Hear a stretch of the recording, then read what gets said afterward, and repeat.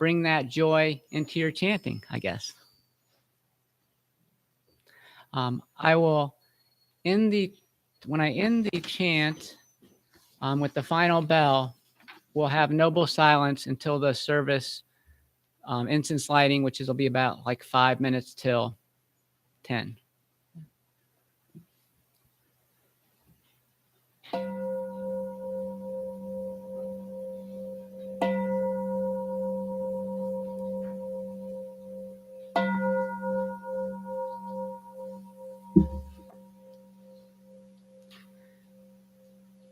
We invoke your name, Avalokiteshvara. We aspire to learn your way of listening in order to help relieve suffering in the world. You know how to listen in order to understand. We invoke your name in order to practice listening with all our attention and open-heartedness. We will sit and listen without prejudice. We will sit and listen without judging or reacting. We will sit and listen in order to understand. We will sit and listen so attentively that we will be able to hear what the other person is saying and also what is being left unsaid. We know that just by listening deeply, we already alleviate a great deal of pain and suffering in the other person.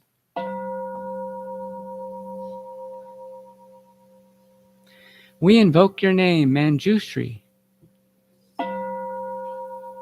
We aspire to learn your way, which is to be still and look deeply into the heart of things and the hearts of people.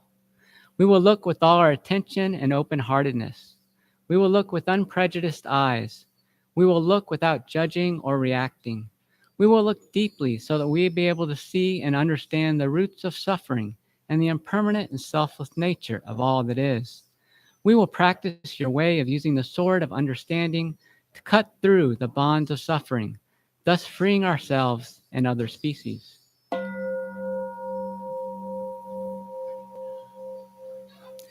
We invoke your name, Samantabhadra.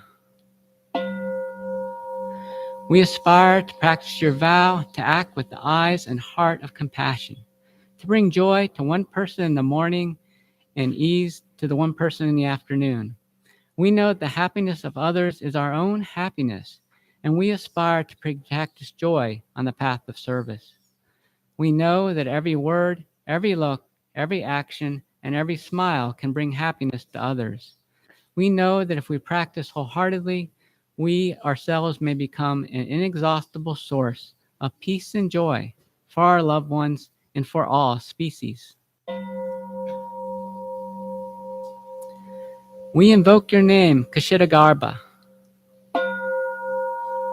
We aspire to learn your way of being present where there is darkness, suffering, oppression, and despair, so we can bring light, hope, relief, and liberation to those places. We are determined not to forget about or abandon those in desperate situations. We will do our best to establish contact with those who cannot find a way out of their suffering, those whose cries for help, justice, equality, and human rights are not being heard. We know that hell can be found in many places on earth. We will do our best not to contribute to creating more hells on earth, and we will help transform the hells that already exist. We will practice in order to realize the qualities of perseverance and stability, so that like the earth, we can always be supportive and faithful to those in need.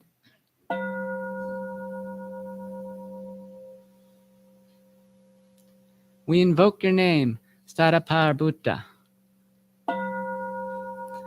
We aspire to learn your way of looking deeply with the eyes of non-discrimination in order to see the true qualities of others. Whenever you meet anyone, you bow respectfully and say in appreciation, I respect you deeply. You are a future Buddha. We vow to look deeply into ourselves, to recognize the positive qualities that are there, to accept and to love ourselves. We vow to only to water positive seeds in ourselves and in those around us. By doing so, our words and deeds will give rise to self-confidence and acceptance of ourselves, our children, grandchildren, and all those we know. We vow to look deeply with the eyes of non-discrimination, to see that the joy and success of the other person is also our joy and success. We vow to behave and to speak with humility and respect. We vow to practice loving speech to help people who underestimate themselves see that they are wonders of the universe. We know that only when we are able to transcend the barriers of a separate self shall we be able to transform the superiority, inferiority, and equality complexes and realize true happiness and freedom.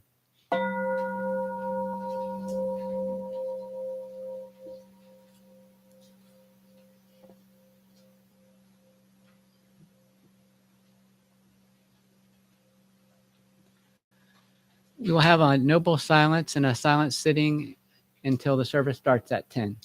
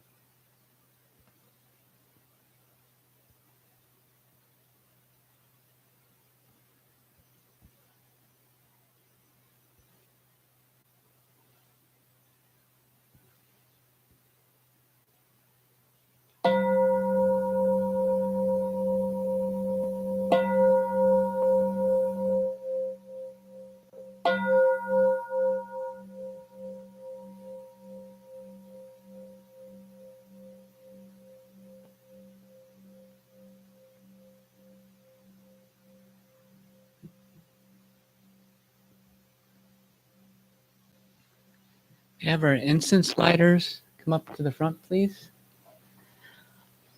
We will be chanting the incense offering together, and it's inside of your chant books, inside the front cover.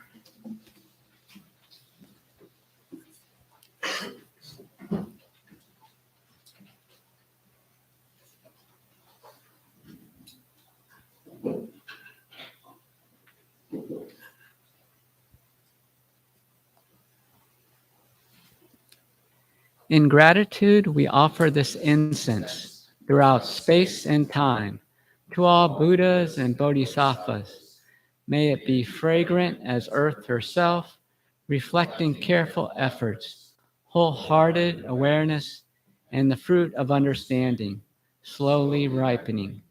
May we and all beings be companions of Buddhas and Bodhisattvas. May we awaken from forgetfulness and realize our true home.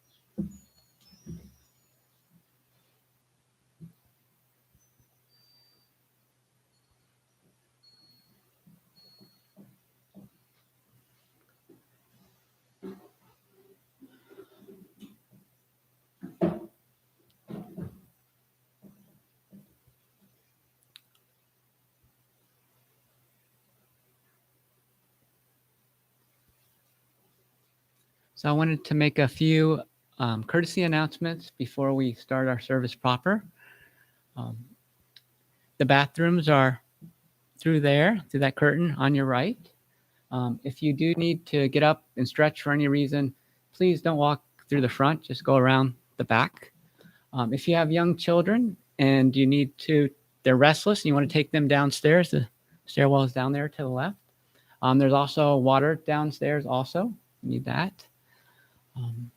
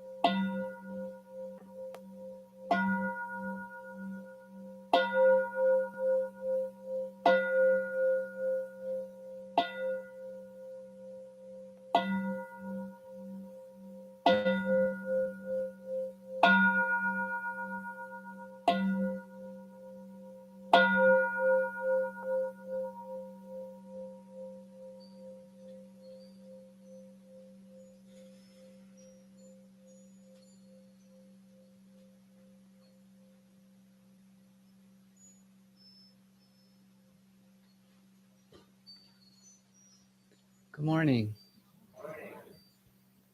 Nice to see so many faces here today. We're going to start our service by having everyone stand up and greet each other in silently.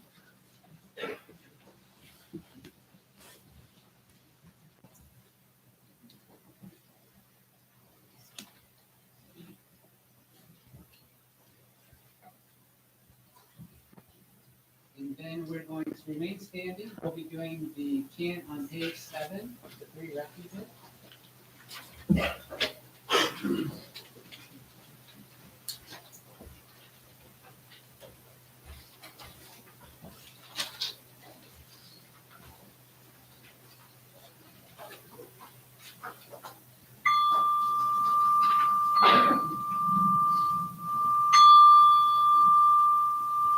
I go for refuge to Buddha, my deeply awakened mind, the living source of understanding and compassion, which must be cultivated to be known fully. I go for refuge to Dharma, the path of mindful living, leading to healing, joy, and enlightenment, the way of peace, which must be cultivated to be known fully. I go for refuge to Sangha, the loving, supportive community of practice, realizing harmony, awareness, and liberation, which must be cultivated to be known fully. I am aware that the 3 jewels are within my heart. I vow to realize them. I vow to understand the living beings and their suffering. I vow to cultivate loving kindness and compassion, and to practice joy and equanimity. I vow to live simply and sanely, content with few possessions, and to keep my body healthy. I vow to let go of all worry and anxiety in order to be light and free. I am aware that I owe so much to my parents, teachers, friends, and all beings. I vow to be worthy of their trust, to practice wholeheartedly, so that understanding and compassion will flower, and I can help living beings be free from their suffering. May the Buddha, the Dharma, and the Sangha support my efforts. May the Buddha, the Dharma, and the Sangha support my efforts. May the Buddha, the Dharma, and the Sangha support my efforts.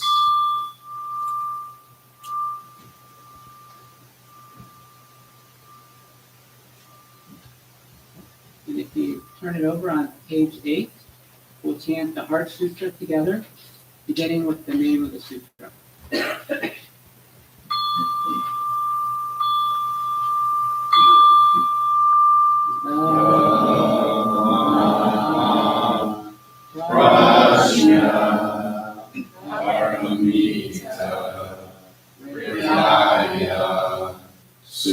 Sutra.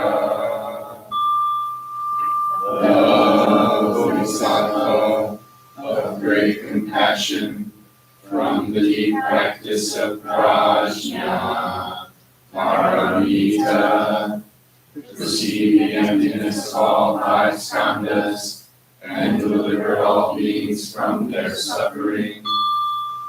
O Shariputra, form is no other than emptiness, emptiness no other than form. Form is emptiness, emptiness form. The same is true of feeling, thought, impulse, and consciousness.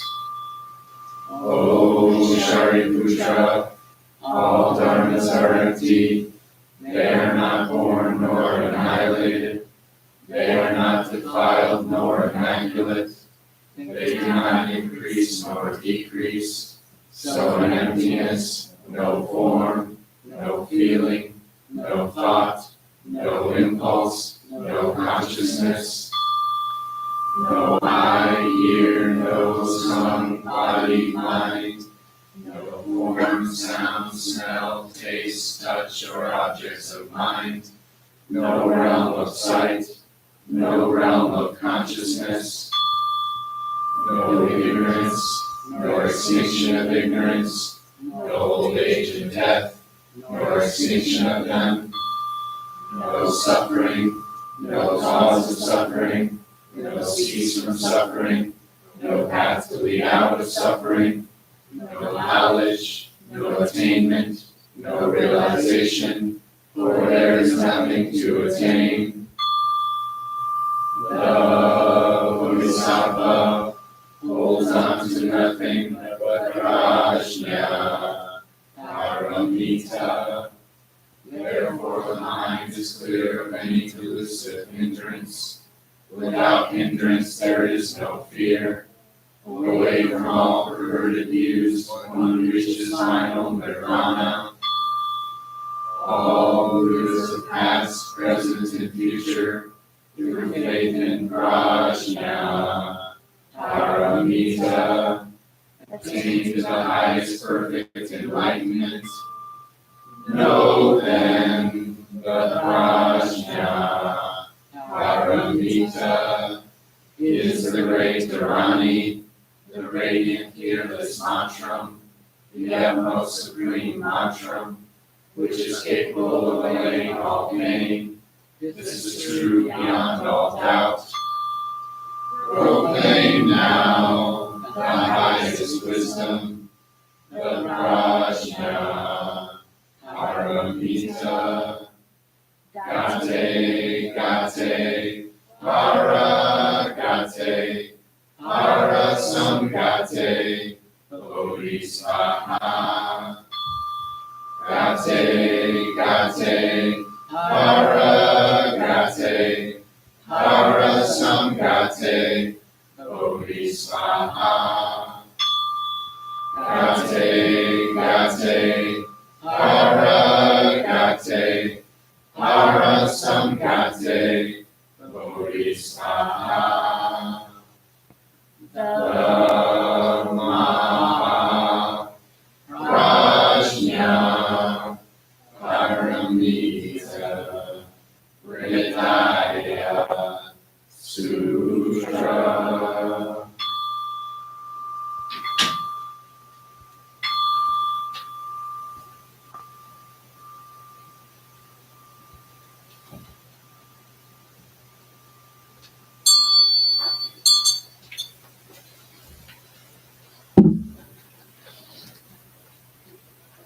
Please sit.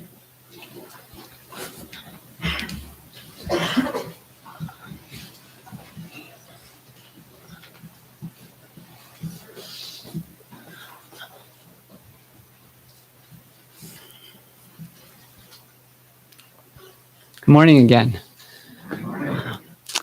So my name is Kunga Nyima. I'm one of the Dharma teachers here at the temple. It's great that you could join us today. The topic of my talk today, the title, is Mindfulness is the Heart of Buddhist Practice. So mindfulness is a concept, is a practice that's really important to the all the teachers here at the temple, and probably many of you have heard of it as well. I think mainly through the teachings of Thich Nhat Hanh, because he uses mindfulness so much.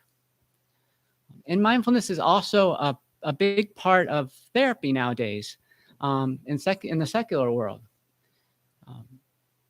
I think the reason mindfulness is important to therapy is because it brings us back to the present moment, and a lot of mental health issues are related to trauma from the past, or maybe anxiety about the future. And so this idea of just bringing yourself down to this present and not being overwhelmed by your fears from the past or future, is very therapeutic. There's a show that I watch on Netflix, which I like. It's called Michael Tuesdays and Thursdays. I don't know if anybody's ever seen that show, but it's a funny little show. Michael has lots of anxieties, and he meets with a therapist on a regular basis. And they usually use exposure therapy to kind of help him get rid of the anxiety. So he has fear of elevators, on bridges, talking to strangers, having people over to his house, really anything that you have to do in a normal day, everyday life. Michael has an anxiety related to that. And so the process with exposure therapy is you gradually introduce that experience to the person through increments. And as they get used to the safety of the experience, the real experience, what it's like, they overcome their fear. They realize there's nothing there to fear. So that's mindfulness that we kind of know about through therapy. But mindfulness in Buddhist practice is a little bit different.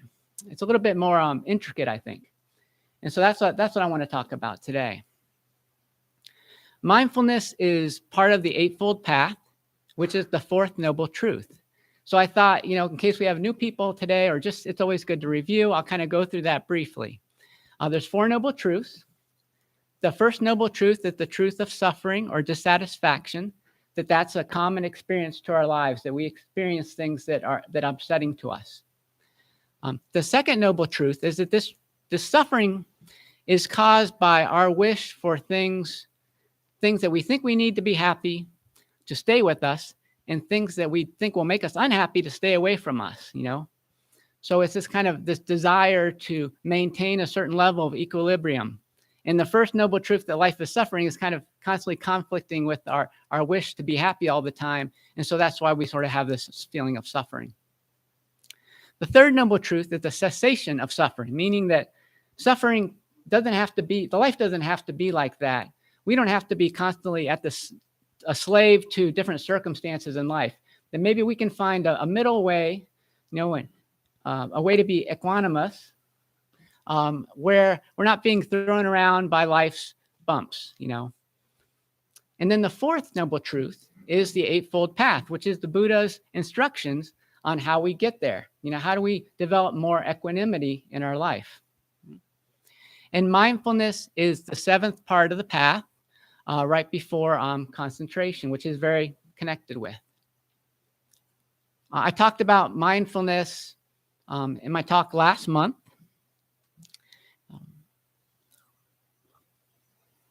And I brought it up to actually, instead of having it be the seventh part of the path, I brought it up to number 3 because it's such an integral part.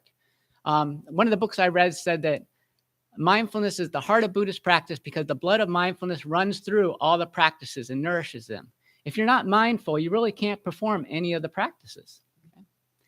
Now, one of the things we need to remember, and I wanted to touch on mindfulness in one other way. Igyesu talked about the paramitas last week. And the paramitas are all, mindfulness helps you to experience all the paramitas. So the first paramita was generosity. So this idea of being present in the moment, especially in relationships with other people, is an act of generosity. You're giving them time. You're giving them your time and attention. Mindfulness is an example of discipline or ethics, because you have to bring yourself consciously to that present moment to engage with what's going on. And there's also an ethical component to it, which I'll get back to. Mindfulness is an example of patience, especially with ourselves, because it's so easy to be distracted by our thoughts that we have to be patient with ourselves to bring ourselves back to the present moment over and over. Mindfulness requires a lot of energy, which is the fourth paramita, because you have to generate that energy to pay attention. Mindfulness is a form of concentration. It is a type of meditation. So that's the fifth paramita. And then lastly, the sixth one is wisdom. And so utilizing this mindfulness in your everyday life will help you to develop wisdom about the way things work. And as I talk more about mindfulness, I'll give you a more sense of what I mean by that. So every time we're doing mindfulness, we're actually doing the 6 paramitas. So it's very great practice for that. So as far as the ethical dimension, I gave the example last time of a thief could be very mindful and rob you blind, but yet that wouldn't be Buddhism, right? That wouldn't be Buddhist, because that would be causing suffering to someone else. Mindfulness should always be utilized in service of reducing suffering for ourselves and others and promoting happiness. There's another show on Netflix. I thought I'd give 2 examples since I was already there. It's called I Care a Lot. It's actually a movie.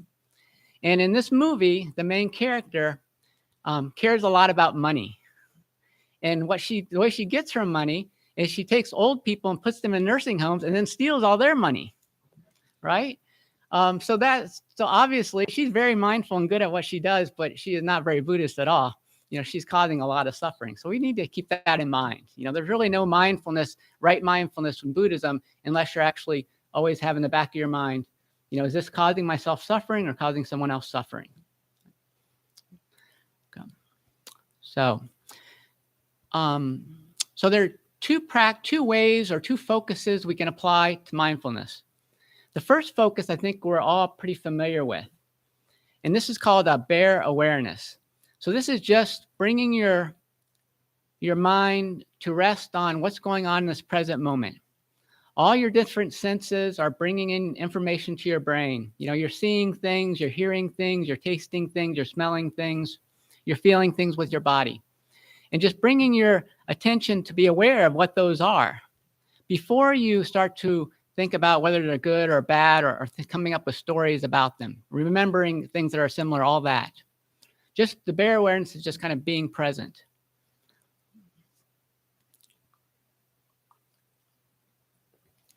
There's a story where another teacher asked the Buddha, what makes your students different from other students? And the Buddha said, my students walk, they sit down, they lay down, and they get up. And the other teacher said, well, all students do that. And the Buddha said, my students know they are walking when they walk. They know they are sitting down when they sit. They know they are getting up when they get up. So it's just this idea of being present in the present moment. The other side of that is what's called clear comprehension. Okay? So this is a little bit different than maybe you're familiar with. And what it has to do is after we've established that bare awareness, is thinking about the three marks of existence. So in Buddhism, the three marks of existence are impermanence, suffering, and not self or no self. Okay, so these are kind of complicated terms. Maybe I'll give you a little bit more information about them, but I'm not going to go into them too far, and we could spend a whole nother talk just about the three marks of existence. But the idea is that everything is impermanent. People are born, they grow up, they get old, they get sick, they die. That happens to everyone. Things that we buy at the store, they're manufactured, we purchase them, we use them, they break, we throw them away. That happens with everything in our experience. There's nothing that's not impermanent. So that's the first one. So the second one is suffering. So I've already mentioned that suffering is the second noble truth. So an easy way to think about this is that we suffer because we take it for granted that things are going to last and be permanent. We don't really truly accept impermanence. And we suffer because things are impermanent. People we love pass away or get sick, and that causes us pain. So that makes us suffer. Things that we buy that we like a lot get old and break down. We have to get new ones. That causes us to suffer. So that's one way to think about suffering in that. And then the third one, no self. Well, what's true for everything else is also true for us. We are also impermanent. Despite what we think, we are not the same person we were when we were 10 months old. We can look at pictures in a photo album. We can see, obviously, we look very different from a baby to now. We can look at things that we wrote in school and think about how different, our mind worked at that time. So that's another example. We are really just an ongoing process of different causes and conditions, making us experience ourselves. And it's sort of a trick of our mind that we always think that we're permanent, but we're not really that way. So those are the three marks of existence. And what we can do is we can apply those to our experiences that we're experiencing mindfully. And I will give you an example of that, but not right away. The next thing I wanted to talk about is that this mindfulness comes from the Satipatthana Sutra, okay? The foreground of mindfulness. The Bodhisattva class is actually studying this sutra right now. And this sutra says that you can have mindfulness in 4 different areas of yourself. You can have mindfulness of your body, your body parts and how your body moves through space. You can have mindfulness of your feelings. But in the Buddhism, in this particular sutra, just talking about feelings of pleasant, unpleasant, and neutral, really the basics of feeling. Okay. Then you can have mindfulness of your mind. And that can be like all these different states of mind that you might have: happiness, sadness, anger, distractedness, concentration. One of the things I read said there's like 50 different states of mind that you could have. Okay. So just being aware of those.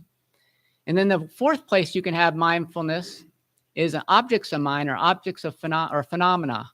And so those are everything you perceive, but really focusing on the things that are promoting or helping your, supporting your spiritual practice, and the things that are creating a barrier or preventing you from practicing like you would like to.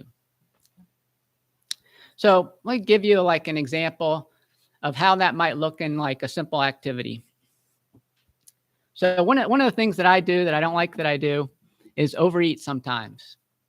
And usually, like after I meal, I'll know right away that my stomach is too full. Like I've gotten my stomach hurts and I've eaten too much. So that right there, that's mindfulness of your body, right? My stomach is too full. And then right away, it's pretty much becomes a feeling, mindfulness of feeling, like it's uncomfortable, versus like any other time I might get away from the table and I don't even pay attention to how I feel, because it feels, that it's like neutral, it feels fine.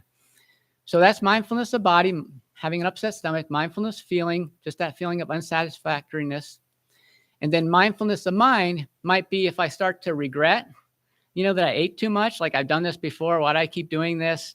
Why can't, or maybe just feeling slothful, like I don't want to do anything now because I'm too full, so that'll be mindfulness of mind. And then object of mind would be if I start to investigate that mind state, that regret, and see how that relates to the Four Noble Truths. Like, suffering is caused by desire. I'm suffering from a stomach ache because I desired to eat too much. So that's a pretty straightforward example of the Four Noble Truths in my life.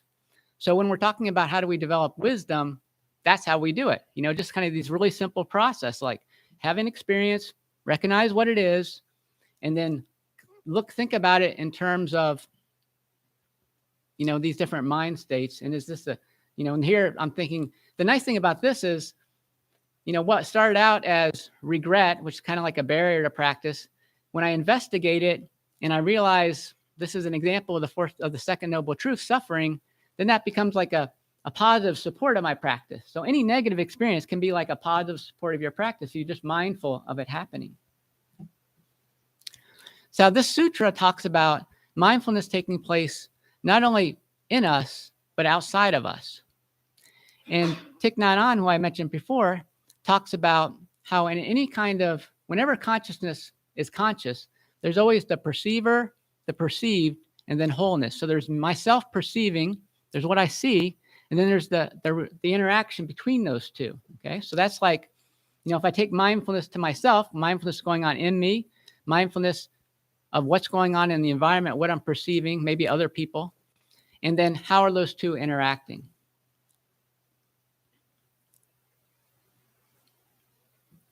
So I had an example from my work in hospice that I thought would be helpful. So I'm a social worker with hospice, and part of my work is to just go and see people when they come on to services. I tell them about social worker services, meet them for the first time, learn a bit about them as well. And then I'll continue that relationship, meeting them like twice a month, as long as they're on hospice services. So when I go in there, I'm really mindful of my body and the kind of presence I'm bringing to that home. A lot of times, just being referred to hospice creates a lot of suffering for the people. Maybe this is the first time it really came down to them, became believable that they were going to die, or their loved one is not going to be with them forever.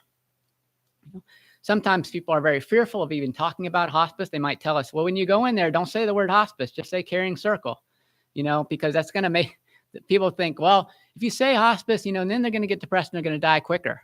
But in my head, I'm thinking, well, nobody wants to die, and they all do. So I don't really think that, they're going to prevent themselves, they're going to make it, I just don't agree with that perspective. But anyways, but whatever they say, that's what we kind of start with. And I go in there, I try and present myself in a way that's not confrontational, friendly, just like, what can I help you with? I usually try and sit right next to the patient, sit at their eye level, just be very welcoming and friendly with my body language. So that's mindfulness of body and myself. Okay? And then for them, I'm kind of assessing what's going on with their body. Are they actually suffering physically right at this moment? Do they look happy to see me, or are they kind of, scared or anxious about it? Sometimes the person is completely, not responsive. We might just be working with their families. And then I just apply the same thing to them.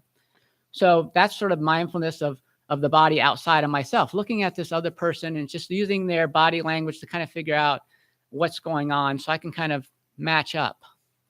And then that's the whole picture. That's the big picture, is like the ongoing interaction. I'm saying something, they're saying something back. I'm watching their facial expressions, they're watching mine. And we're kind of working together to come up to a level of comfort where they can kind of explain, where they're at, what they're feeling, and I can get a better sense of what they would be helpful to them. Yeah. All right. So that's like an example that talks about all these types of mindfulness, but really the main focus most of the time is in the body, like starting with the body, and then from body going to feeling, and then going to mind and objects of mind. That's usually like the traditional way it's taught. Be aware of your feeling in your body first, then what feelings you're having, then these other things as well. If I were to apply clear understanding to that experience, clear contemplation, I can remember that, all my patients are hospice patients. They're all going to die in 6 months or less. At least that's what the doctor's, guessing. Some of them live longer and some of them live shorter. Some of them pass away within a few days and some of them stay with us for a while. So that gives me a reminder of impermanence. And I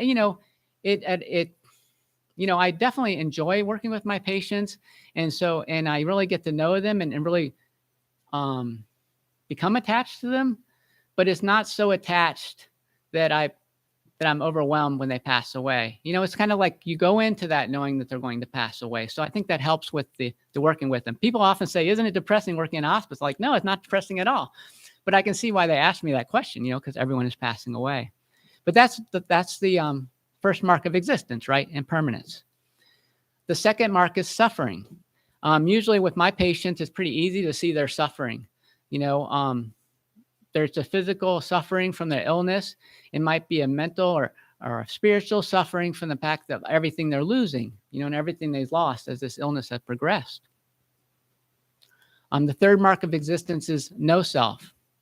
And when I go into those homes, it's great that we get to see them at home because we see people in their natural environment. So they usually have pictures of themselves and their families on the wall. And you can see them doing all kinds of active things, that they used to enjoy in their life. And they often are looking very different than the way they look now. They look much more healthy, much more vibrant. A lot of times people come in the services, they're already bedbound. They've already been dealing with their sickness for quite a while. So it looks like a very different person. When I talk to them and I learn about their lives, they tell me about all the things they used to enjoy, working, maybe golfing or traveling around, and they can't do any of those things right now. Most of the time they're down to just socializing with family, maybe watching TV, listening to music. They're not able to do those other activities. And that creates a lot more suffering for some people because they really identified with that person who did all that activities. And so this, like, who am I, if I can't do all my activities, if I can't perform my job anymore? So that's a good example of no self, this idea that who we are is constantly changing. It's not a permanent thing. So in our everyday lives, we have lots of opportunities to practice mindfulness. So I thought I would just talk about 2 examples in a little bit more detail. And this will be like the wrapping up of the talk. So the first example is eating, right?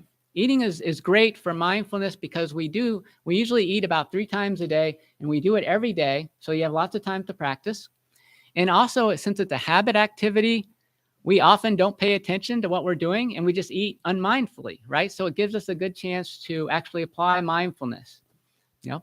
So Thich Nhat Hanh, I'm going to borrow heavily from Thich Nhat Hanh. He talks a lot about mindful eating. He usually uses the example of a piece of fruit, picking it up in your hand, feeling the texture of the fruit, smelling the fruit, peeling it apart, tasting the fruit. All these things are related to bare awareness. How does the fruit actually look? What color is it? All those things are bare awareness. So as you start your meal, doing that with each thing before you actually, as you eat it.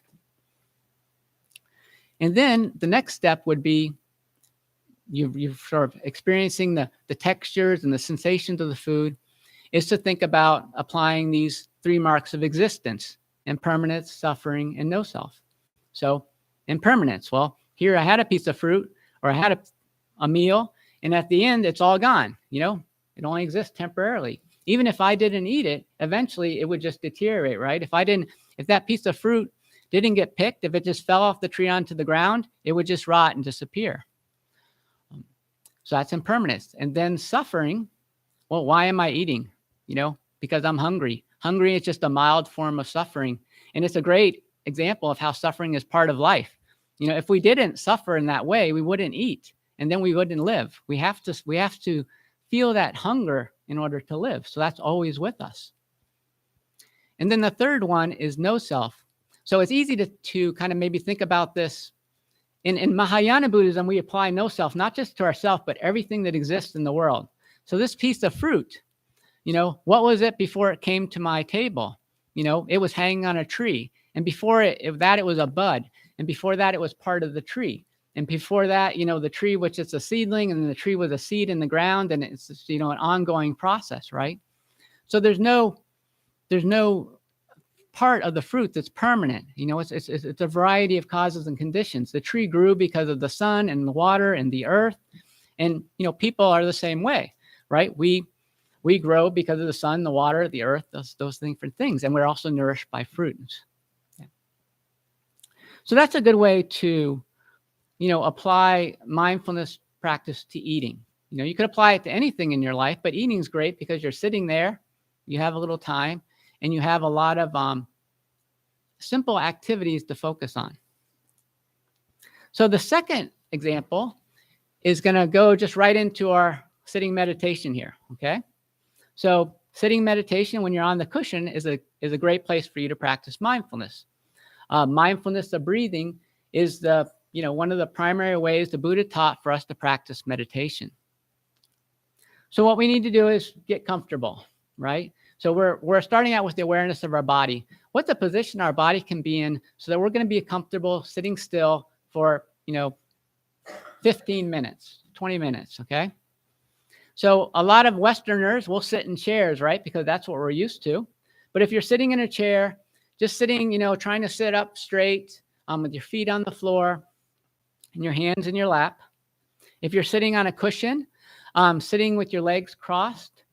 So there's different ways you can do that.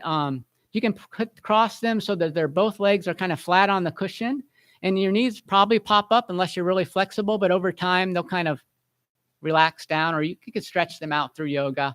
And that's really what's recommended. It's really recommended that you would sit like in a lotus posture, right? But you really have to do some work with your body to get there. You can't just sit in the lotus, that wouldn't be mindful, because you would be in pain right away. You would really get suffering right away from the start there.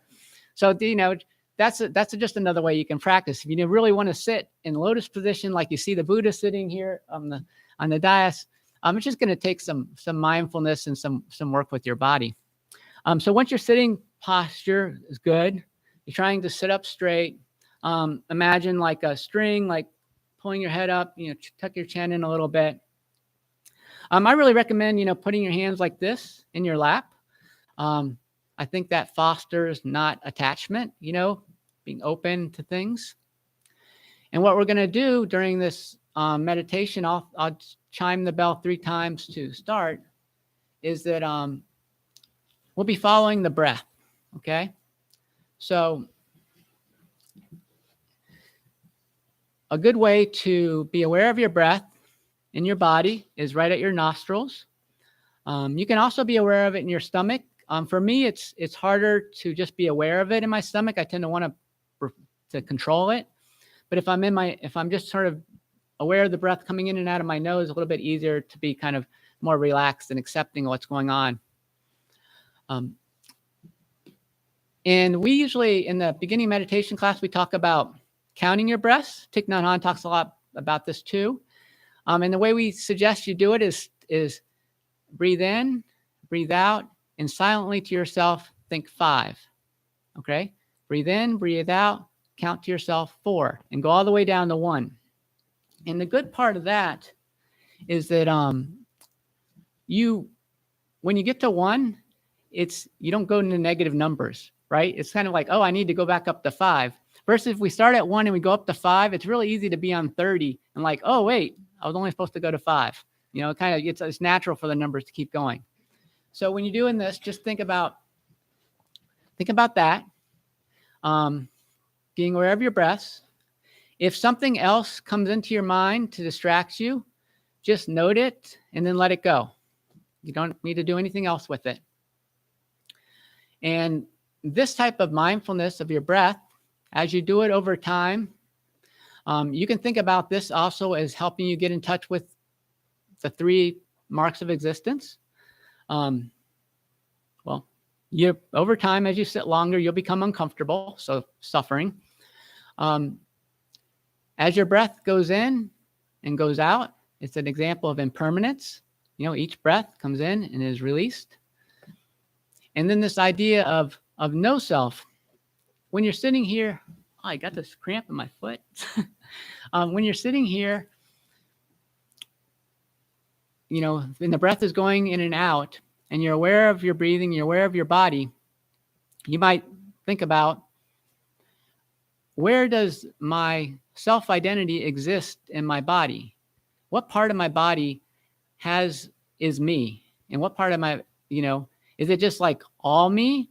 Is that, because when I change over the mirror, how does that change who I am? Or is it something inside of me? Is it a particular thought? Is it a particular way of thinking? And the idea is that if you actually practice that, you'll realize that there really isn't anything in your body that's not changing, that's not impermanent. And this idea that there's something unchanging in you that you will find is just an illusion. So I will start this with 3 times the bell. I just get my foot uncramped. And then I will chime the bell 3 times at the end.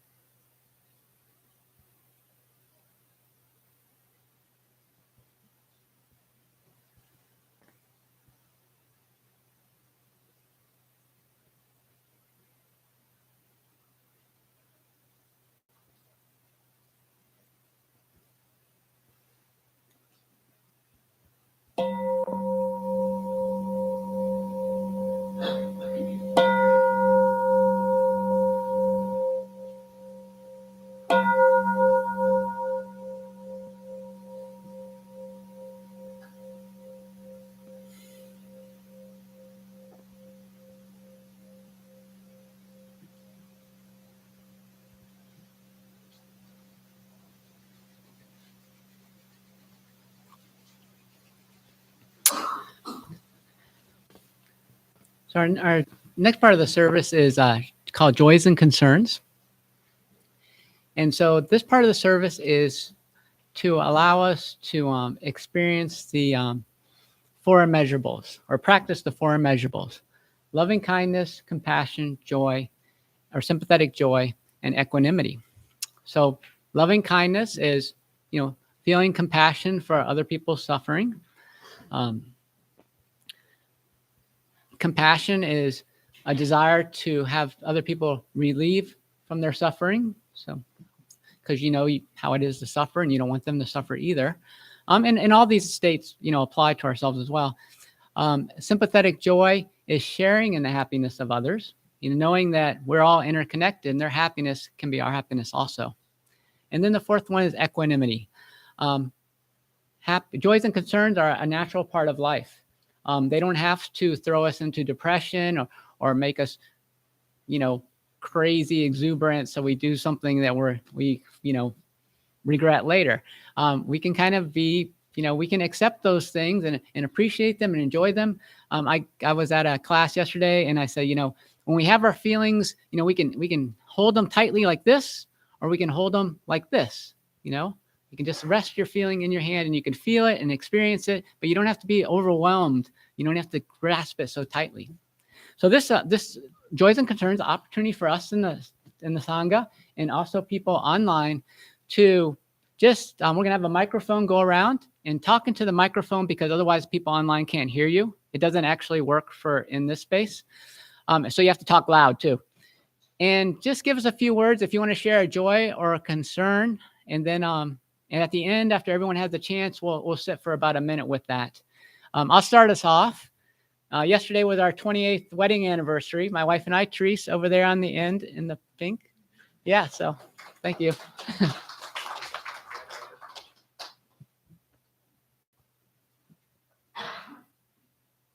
Just raise your hand if you want to share a joy or concern, and they'll bring the mic to you.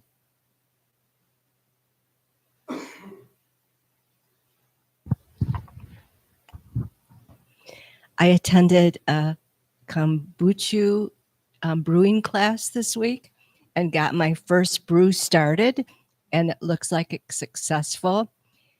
And as I was doing it, I felt very connected to a very ancient tradition that is shared by word of mouth and training. And so something so simple was just very satisfying and grounding.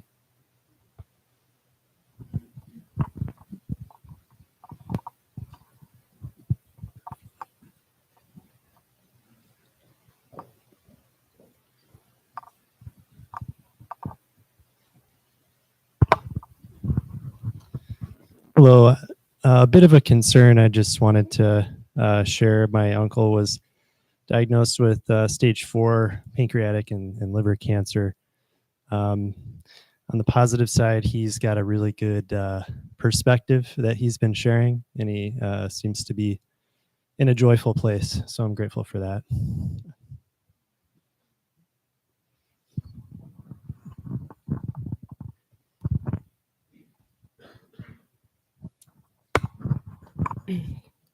Good morning.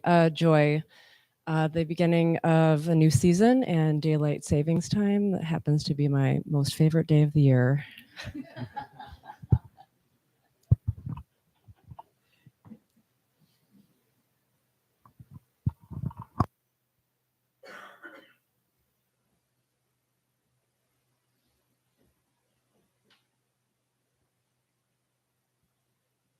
I don't know if Keith, do we have any online that I should share?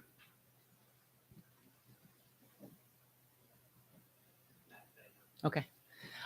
So now we'll have our announcements. I got a list of some things coming up here, and I'll give those, and then we'll have our announcements about Donna. So for March, we have a board meeting on the third Sunday of each month. Meets at the temple or at Google Meet, 11:30 to 1, and those are open to the public. That's the temple board meeting. Buddhist-based recovery meetings are Monday at temple or via Zoom, Wednesdays at the Allen Club, and Fridays. And the times for those, I believe, are listed in the newsletter. You can ask Kajisu about times for those things. We have a online meditation group in April we're going to start. So that we have Dana boxes at each end, and in addition to donations, you can just put in suggestions. And so last week with the suggestion that, maybe we offer a meditation group during the week, and also give some more instruction on meditation during the service. So hopefully we did that. And in April, there'll be an online meditation group. You'll be able to join on Zoom. It'll be every Wednesday in April from 7:30 to 8:15. And we'll see how it goes. If it's well attended and it seems to be like something that people enjoy, we'll keep that going. We're also going to have an introduction to meditation class. Ige-Su is going to provide that, and that's going to be on April 15th from 9 to 12. And you should register for that online. You can register for the online meditation group also, but you could also just Zoom in. It'll be like an open group. We'll just be we're not going to start with a certain structure and then go through 4 classes with the online class. In the other introduction to meditation class is actually here in the temple. And you should be here at 9 for that and register in advance so we know who to expect. We have another group that's going to be here called Exploring Truth, Women's Spiritual Wellness Group. And that'll be 5 Sundays starting April 23rd at the temple. And you can also register online. And Susan McFarland, who's a Sangha member, will be providing that. And then there will be a silent meditation retreat reflecting on the Shinshin Ming, April 28th through 30th. And that's going to be at Oxbow School of Art. And you do have to register in advance for that. So it'll be an overnight retreat. Venerable Yang Su will be leading that. You can ask him for more details about what that's going to entail. I think it's going to be a silent retreat. There'll be vegan meals provided. So a good opportunity to practice mindfulness for like a prolonged period. All right, those are all the events I have. If we have any other announcements? Oh. Thank you. Good morning, Sangha. My name is Jeremy. This morning, I'd like to say a few words about dana. In Buddhism, dana is the practice of cultivating generosity. This temple operates solely on volunteer efforts and donations, therefore exists only because of dana, because of your generosity. No one associated with the temple receives a paycheck or any monetary compensation. If you would like to know or to support the temple further, there are a few ways that you can do so. You can go to the website, zengr.org/donate. If you're viewing on YouTube, you can click the Show More button under the video, and there's a link on the drop-down screen. At both entrances to the temple, there are dana boxes, and on the boxes are QR codes linked directly to PayPal. Thank you all for your generosity.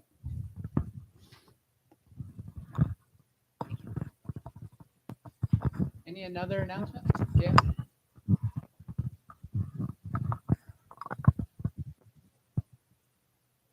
Thank you. I just wanted to let everybody know, those of you that are new, have never been here before, Kunga is a very talented artist. And I was thinking this morning, if you haven't been in the front entrance, we have 2 of his paintings for sale. He graciously donated them. And there's also a wooden Buddha carved that one of our Sangha members did. So if you want to visit the front entrance, if you're new, but just wanted to acknowledge our Dharma teacher's talent. Thank you.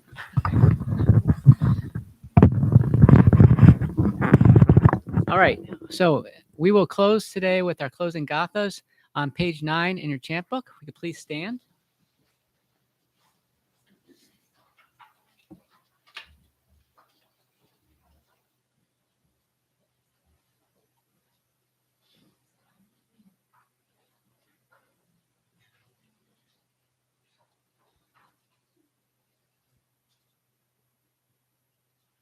skillful action, ever committed by me since of old, on account of my beginnings of greed, anger, and ignorance, poured on my body, mouth, and thoughts.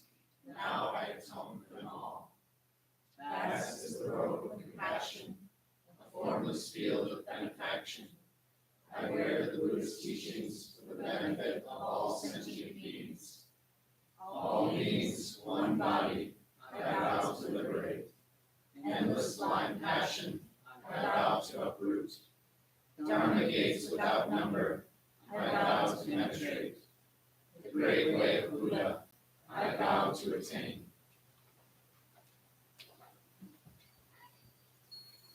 So as part of straightening up, if you could put the flyers inside your camp book, inside the front cover, and then just kind of neat your cushion up and leave it in the center. If you want to leave the champ book on top of your cushion, that would be great. Or you can, if there's someone going around collecting them, you can give them to them. We have social hour downstairs and tea time at the end of the service. And please join us for that if you can. Thank you. Oh, and this side of you face this way, and this side this way. We'll I'll present. Yeah. Thank you so much. Thank you. Thank you.